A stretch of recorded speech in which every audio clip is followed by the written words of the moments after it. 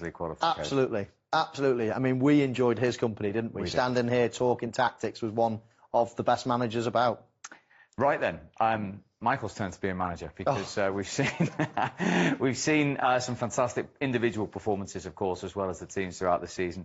We know wherever you're watching this, you'll have a piece of paper or a tablet, and you will have your team of the season. And if you want to play the game, we've allowed you 9 substitutes as well, which has given Michael a little bit more leeway than perhaps I would have liked. But anyway, here it is, Michael's team of the season.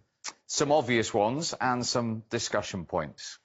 Absolutely. I've had numerous arguments since I wrote that down. I've had numerous scribbles out and put somebody else in and things like that. I think, Steve, that there's certain players that probably speak for themselves.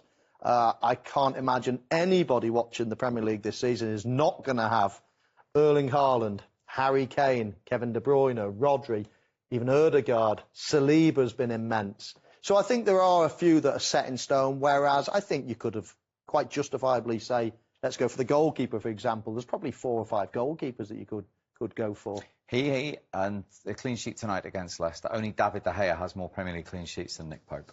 Absolutely. And funny enough, I would probably not put David De Gea in my top 5 this season. Ederson's on your bench? Yeah, Ederson's on my bench. You know, I think Alisson at Liverpool has been very good indeed. There's been lots of good goalkeepers, but I do think that Nick Pope has been exceptional this season. And, as you say, one of the best defensive records in the Premier League. Odegaard had to go in for his goals and sheer influence this season? Exactly that, Steve. His goals, his influence. He stepped up to the mark this season.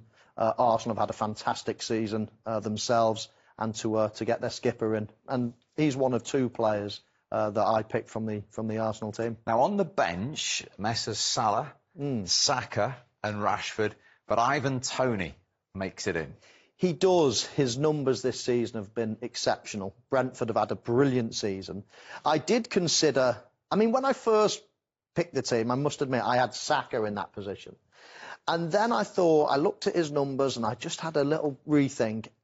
And I saw Mo Salah there. And Mo Salah's got much better numbers, scored miles more goals. Well, he hasn't, because they're the 3 top scorers in the Premier League. Yes, but I demoted Saka because I thought Salah and even Rashford actually is possibly, on numbers anyway, they've had better seasons than Saka. So I thought, right, I'm going to drop Saka and I'll bring Ivan Toney, and I think he's been absolutely brilliant throughout the season, playing in a team that wouldn't create as many chances as the likes of Manchester City. So I thought I'd throw him in there. OK, it's nice to see Matoma of Brighton on the bench as well. They get a mention. Right, at the start of the season, episode 1 of The Final Word, we asked Michael for his predictions. It's only right that we bring them up now. They've all come to fruition. Right, that was the easy one. Champions were Manchester City.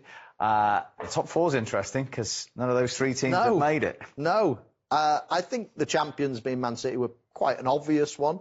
Top 4, I didn't get any of them in. I mean, Chelsea were absolutely dreadful this season. Liverpool, only a little bit better, but of course a resurgence in the end. Spurs was an awful pick. I mean, you were right by the overachievers. I can see the reasons I picked them at the start, but now it makes me look a little bit silly. But yes, overachievers probably dug me out of a hole a little bit, and I'm quite pleased as well with the top goal scorer. Yes, he was well touted at the start, but there were so many players like Kane, like Salah. Nunez came into the Premier League. A lot of good things were expected of him. So it wasn't an absolute certainty, but he's demolished them all as Erling Haaland. Manager of the season. I mean, Steve Cooper will certainly be an honourable mention, who you predicted would keep Nottingham Forest up. That wasn't a given. No, there's some bad shouts that I've had there, but I'm not too embarrassed by that one. I think Steve Cooper's done a very good job. I would not be shy of picking him again next year. I think he's an exceptional manager that's done well with a lot of changes into that squad. And I think with a more settled squad, you could see Nottingham Forest doing all right next year. Shall we brush over those last 2? Let's forget about the last 2. Yeah, we've had a good season on the Final Word, so we'll forget about those. No, on a serious note, the young talent probably a poor pick. One to watch. I'm not too ashamed of that one. He got injured, and I still think he's an exceptional talent. That again, if you ask me to do it next season, he might get into my thoughts. How much have you enjoyed the quality of the Monday Night Football that we've been watching, and all the different guests we've had, and the live managers and the players we've we've been lucky enough to speak to. It's been brilliant. We have had a variety of guests on the show. We've gone from referees to managers, to players, current and past, goalkeepers. So we've had a real variety, and it's brilliant to get the insight of all these different players and people on our show, as well as the live interviews. I've particularly enjoyed those straight after the games. OK, well, in the blink of an eye, we'll be back on more Mondays. Absolutely. We'll see you then, partner. We hope you've enjoyed it. Thank you very much indeed for being with us on the final word this season. Until August on a Monday, we'll see you then.